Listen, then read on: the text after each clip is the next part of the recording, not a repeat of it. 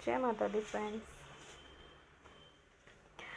Friends, जो सवाल उन सज्जन से किया गया था मेरे ससुराल वालों के द्वारा, और उन सज्जन ने जवाब दिया था नहीं, तो शायद मेरे ससुराल वालों को उस सवाल का जवाब 3 साल बाद जाकर मिल गया, जब उन्होंने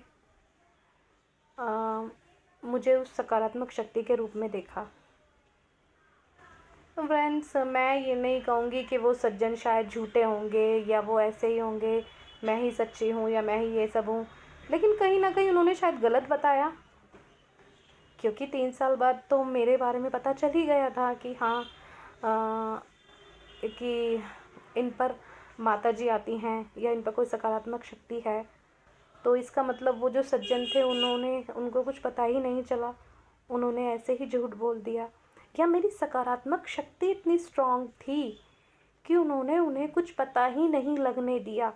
फ्रेंड्स, जब मैं ये सोच रही हूँ तो मेरे रोंगटे खड़े हो रहे हैं कि क्या सच में ऐसा है, इतनी स्ट्रांग शक्ति है मेरे साथ जो हमेशा मुझे सही राह दिखाती है, एंड जिसने मेरी शादीशुदा लाइफ को भी बर्बाद नहीं होने दिया। जबकि अगर आप सुने तो नकारात्मक शक्तियाँ तो हमेशा बर्बाद ही करती हैं, है ना फ्रेंड्स। आपने कहीं भी सुना होगा, कुछ भी नकारात्मक शक्तियों के ज़रिए कुछ भी हो जाता है बुरा। बट फ्रेंड्स, इसका मतलब मेरे साथ कोई नकारात्मक शक्ति नहीं थी, मेरे साथ सकारात्मक शक्ति थी जो मेरे फेरों में आ रही थी। फ्रेंड्स, मेरे पास बातें बहुत सारी हैं मेरी लाइफ से रिलेटिव, जो भी मेरे साथ आप बीती है उससे रिलेटिव, और मेरे पास समय बहुत कम रहता है, मैं आपको इसलिए धीरे धीरे करके अपने एक एक इंसिडेंट्स बता रही हूँ।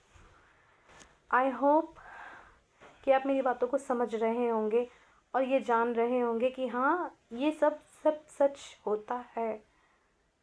सकारात्मक शक्ति है हम सबके बीच, चाहे हम उसे किसी तस्वीर का नाम दे लें, चाहे हम उसे किसी मूर्ति का नाम दे लें, आप उसे जिस भी रूप में मानना चाहें, आप उसे उस रूप में मान सकते हैं। लेकिन आपके ना मानने से यह नहीं होगा कि इस संसार को कोई शक्ति नहीं चला रही, कुछ ना कुछ तो है, मैं ये मानती हूँ। बाकी मैं किसी कहानियों पे मैं शायद जल्दी से विश्वास नहीं कर पाती हूँ, और मैं नहीं चाह रही हूँ कि आप भी मेरी कहानी पर विश्वास करो, लेकिन मेरे अंदर की बस फीलिंग मुझे निकालनी है, मुझे अपनी 25 साल की बातों को याद करना है, बस और कुछ नहीं है फ्रेंड्स। जय माता दी।